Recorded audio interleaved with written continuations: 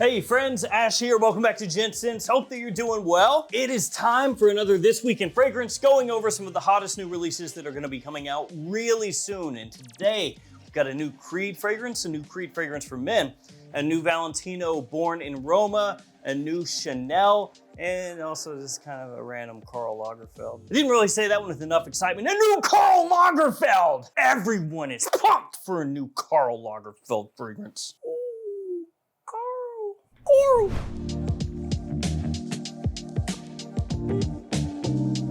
So yeah, a lot of new stuff coming our way. I did a video just the other day talking about some other new fragrances. If you haven't seen that one, feel free to check that video out, where I go over a new Boss bottle, a new Dior Sauvage, and other fragrances in that video. Now, I'll have linked in the description where you can find more information on the stuff that I'm talking to you about here today. Most of it's gonna be from iFragrance Official, so check out their website, and also check out these codes, including a couple new codes from Joma Shop that you have to use through their app. Yeah, it's like a whole thing. But if you do use their app, you can use these codes, Gents10 or Gents15, which you see on your screen now. My suggestion would be to check out the stuff that you want on their website. A little quicker to browse on there, at least for me, because you know I'm ancient. But yeah, you can shop on the website, find what you want, then just pull up the app, add the stuff quickly, search for it, add it in there, use the code, save yourself some money. And as always, all the other codes you can use across other websites as usual. All right, what do we talk about first? Let's talk about the new Creed.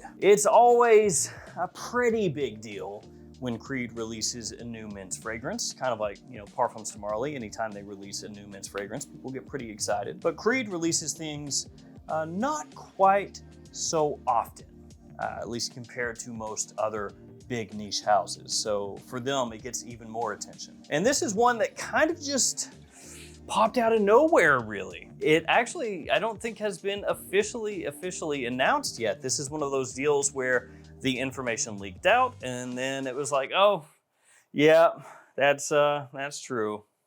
Dang it, didn't want people to know about that yet. But this one is called Centaurus, and we have the note breakdown, which I will share with you here. And to me, this is a note breakdown that I can get behind. Like this looks good. Let's take a look at the note breakdown for Creed Centaurus, and then I'll talk to you a little bit about what I think is going on here. In the top, cardamom, cinnamon, black pepper, and tobacco. Yes, finally a note breakdown that's not just 3 notes. Thank you, Creed. In the mid, geranium, heliotrope, jasmine, patchouli, and sandalwood. And in the base, benzoin, tonka, tolu balsam, ambroxan, and bourbon vanilla. So it's good to see a note breakdown like that. Like I said, it's an actual full-fledged note breakdown. This is a rarity nowadays. This is a fragrance that is going to be made primarily for men, according to everything that is out there right now on the fragrance.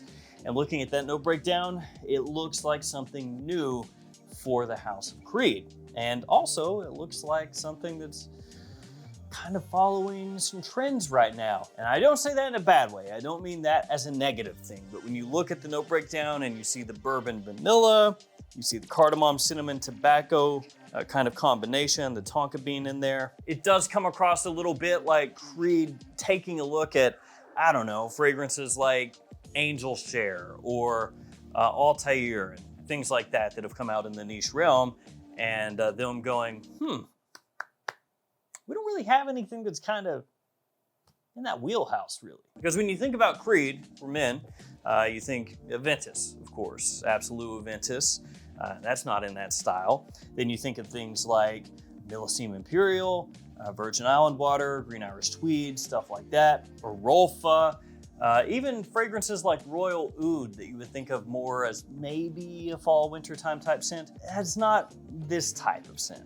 This has got a lot of sweet notes in it. Benzoin, tonka, tolu balsam, bourbon vanilla, cinnamon, cardamom, tobacco, all of those notes, depending on how they're used, can have a very sweet aspect to them. And even some of the other fragrance notes in here can help accentuate that, even if they themselves are not a sweet note. Depending on how it's used and how much, something like heliotrope, patchouli, sandalwood, those can help accentuate those warm, sweet aspects of the fragrance. So this looks to me like a fall, wintertime, sweet, warm, kind of inviting, sexy fragrance. Again, kind of like Creed is trying to get their version of this type of fragrance out there. And it makes sense to me. It makes total sense. Because when you look across the entire lineup, like I said, that's missing. And that's something that Parfums de Marly does really well.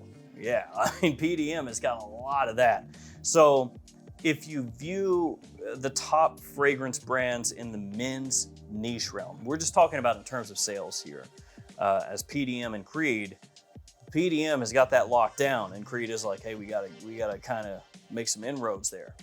Because look at Parfums de Marly, that type of scent profile. You got Herod, you've got Carlisle, you've got Altair, like I said, you've got Leighton Exclusive, a whole bunch. And so this looks like Creed's swing in that direction, and I'm excited for it. Creed fragrances typically are very wearable, very versatile scents, good quality. They're pricey, of course, at full retail. They are expensive, but this is something that they probably realistically should have come out with a couple years ago at least. But it's good to see, something coming out. Better late than never, I guess. No official write-up from the brand or anything like that as of yet. And honestly, most of the photos of the bottles out are from forums and things where some of this stuff has leaked. But as I said, this looks to be completely legit. It's already on Fragrantica's website. It's on a whole bunch of other fragrance news websites. Lots of people talking about this already. Lots of information about this leaking out there. And apparently it's supposed to come out this fall. So I'm assuming that like in the near future, there's gonna be, an official write-up and all that good stuff. So there it is, the new Creed Centaurus. Really excited for that one. Not excited for it to hit my wallet, but it's whatever. They don't release them that often, so new ones, I mean. Let's talk next about the new Chanel Allure Homme Sport Superleggera. Now, I talked about this one in a previous video, just that it was going to be coming out. But at that time, there wasn't a whole heck of a lot of information out about the fragrance. Basically just the name and like a promotional photo that had leaked. That was pretty much it. But the name Allure Homme Sport Superleggera had been trademarked for release as a fragrance. So it was like, oh, it's pretty legit. And now they have done the official write-up from Chanel. So they released more information on it. So let's read about that. And this is one that I thought at the time, when it was just the promo photo and the name, was kind of iffy. That's how it felt to me, just in terms of the name choice, because Superleggera means super light. So that's one of those things where, if you're marketing a fragrance, I don't know. I mean, maybe to some people that's appealing, but to a lot of people, I think you go, oh, here's super light, the fragrance, and you go, but I want to be able to smell it. So I don't want something super light. In the sense of a car, sports car, an exotic car, Superleggera maybe makes more sense because it's like, oh, it's really light. You've got a good power to weight ratio, better handling, etc. But let's read about it. This new Chanel fragrance is a contemporary woody iteration of the famed Allure Homme Sport, and one of the most distinguished flankers so far. Allure Homme Sport Superleggera unveils the man's restless search for challenges, seeking to achieve the highest performance. So they do have the performance thing in here, whether we're talking performance of fragrances, performance of cars, whatever. Boasting the power of duality between intensity and lightness, captured in an iconic name, Superleggera, a citrusy fragrance that bridges intensity and seduction. The vibrant, fruity freshness of grapefruit blends seamlessly with well-balanced amber notes, culminating in a rich, deep scent.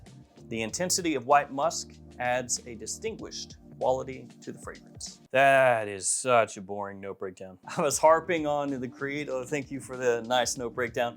And then Chanel comes and hits us with this. Grapefruit off the top, amber in the mid, musk in the base. Now, my expectation is that the fragrance will not actually be a super light, very weak performing fragrance. I would assume that anyway. I do find this to an extent kind of a questionable release, again, to an extent. It has been a minute since a new mint release from Chanel. Just in general.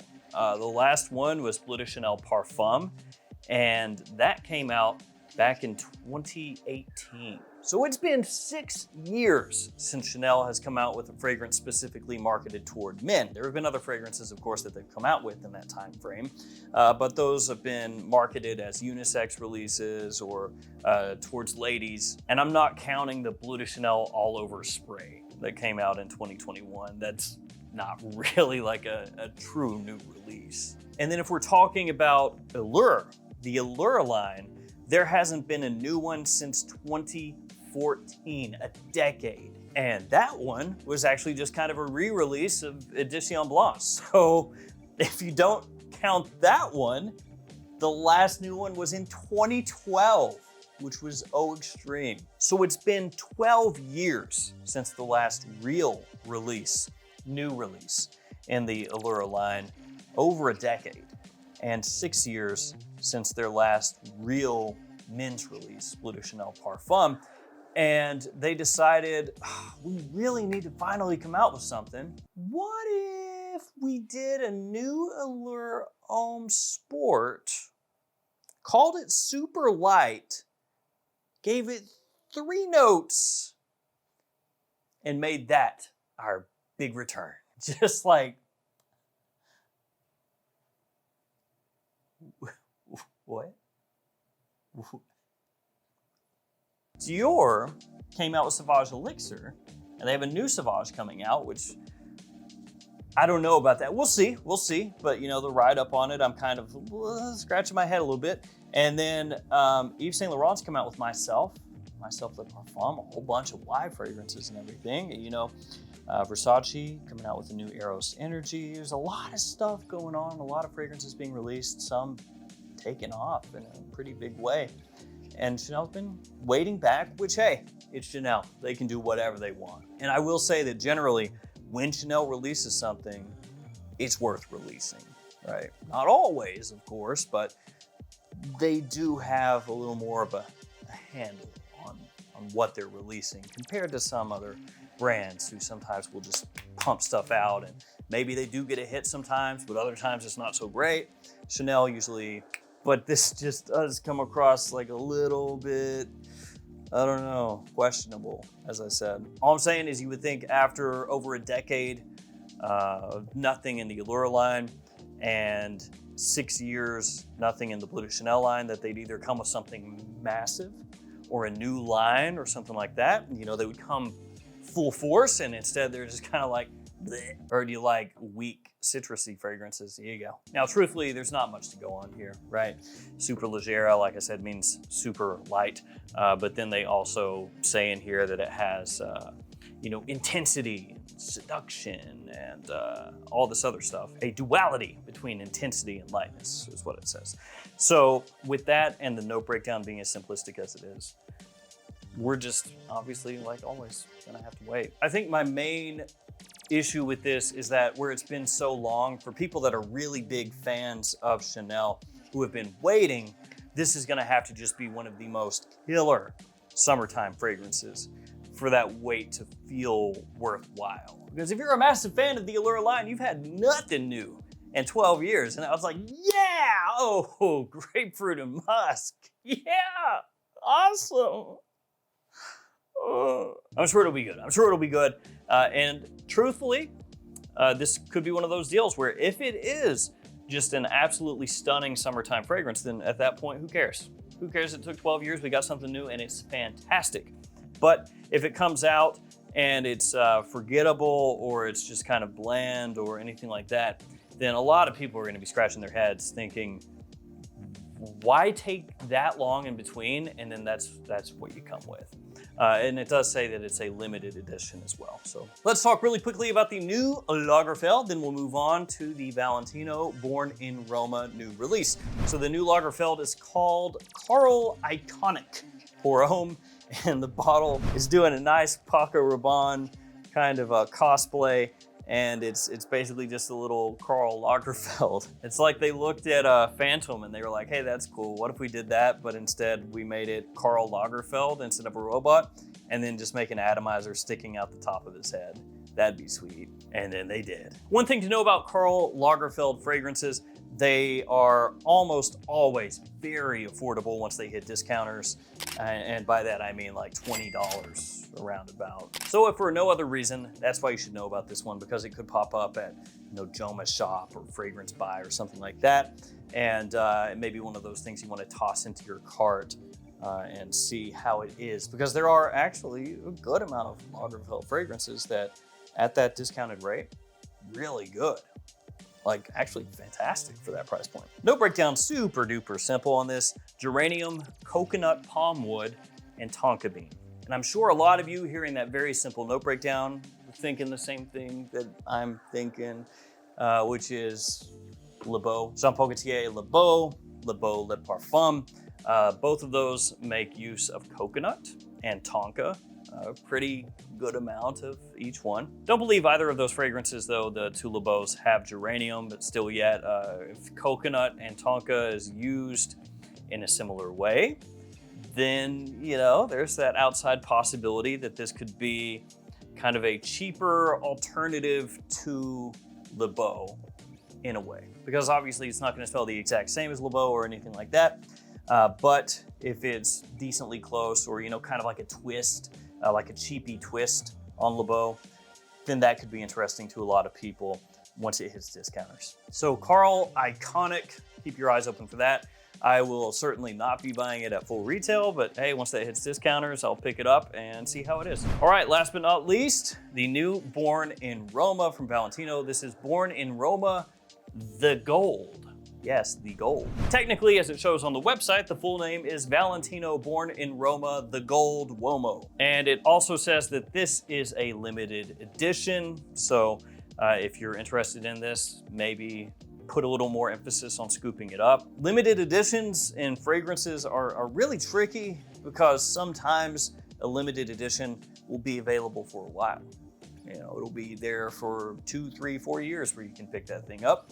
Other times, when they say limited edition, they mean limited edition. Unfortunately, there's no real set rule when it comes to limited editions. Sometimes they're available for a few months and then they are gone. And then the only place you see them is like eBay for triple price. And like I said, sometimes you can find them forever. So be aware, it says limited edition. Do I know how limited?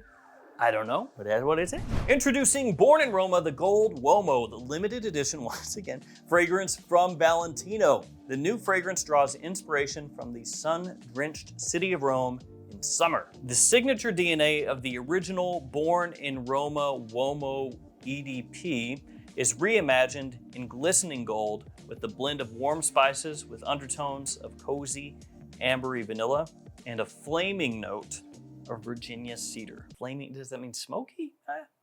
Like you took cedar and set it on fire and you're like, perfect. It comes in the iconic rock stud flacon of the collection, albeit in a glistening gold lacquer. So once again, we have that oh so sweet 3-note note breakdown. And one thing I find kind of interesting here is, at least in this write-up, it says, let me go back to it here. It says, the signature DNA of the original Born in Roma Uomo Eau de Parfum is reimagined in glistening gold, blah, blah, blah, blah. And I feel like the original Born in Roma was an Eau de Toilette. So I need to search that up to make sure, because I'm like, am I going crazy? Yeah, it's an Eau de Toilette. Yeah, so it makes me wonder if when they say the original Born in Roma Uomo Eau de Parfum, they're actually talking about Born in Roma Intense, because Born in Roma Intense is an Eau de Parfum. So I feel like that's actually what's going on here, because they say as a note breakdown of vanilla, cedar, and warm spices. And Born in Roma Intense makes heavy use of vanilla. There's also lavender and vetiver as the other notes in there, but that could make sense, right? It still has a focus on vanilla, but now it has spices instead of lavender. And then you kind of swap out the vetiver for cedar. Different types of woodiness in there, but still woodiness. So you still have that aspect going on. Whereas the original Born in Roma, that still had woody aspects to it, but no vanilla, and had more of a salty minerality to it, some ginger, you know, some similarities to Invictus in a way. So quite different from how Born in Roma Intense comes across. So again, I could be wrong here, but I'm kind of taking this as, oh, it's like a flanker almost to Born in Roma Intense more than it is to the original Born in Roma. And again, I could be wrong, but just looking at that note breakdown, some of the similarities, and also where they put the eau de parfum Born in Roma instead of eau de toilette makes me think that. And I've mentioned this a bunch, so I probably don't need to say it again, but I love Born in Roma Intense. That stuff is fantastic. In the air, it smells great. The vanilla is perfectly done. It's not too sweet, so it still has really nice wearability to it. Lavender in there is well done. Touch of woodiness, again, well done. I think it's fantastic. Great release, one of the better releases over the past few years. And so reading about this, even though again, no breakdown, really simple, not too much talked about in the write-up from the brand, sounds good. Because if they keep what makes Born in Roma Intense, but then they just kind of rework that, add in some different aspects that gives it a different vibe to the Intense version while still keeping that DNA intact, that could be something fantastic. And what I mean by that is, you know, kind of like how Stronger With You does things. They keep that DNA intact, they change things around, or like Givenchy Gentleman. If they do something like that with this as compared to Born in Roma Intense, then I think this could be fantastic. Just really, really good. Green Stravaganza is okay, but this sounds better to my own personal taste than what Green Stravaganza is, which is actually kind of funny because that's the second Born in Roma fragrance coming out this year.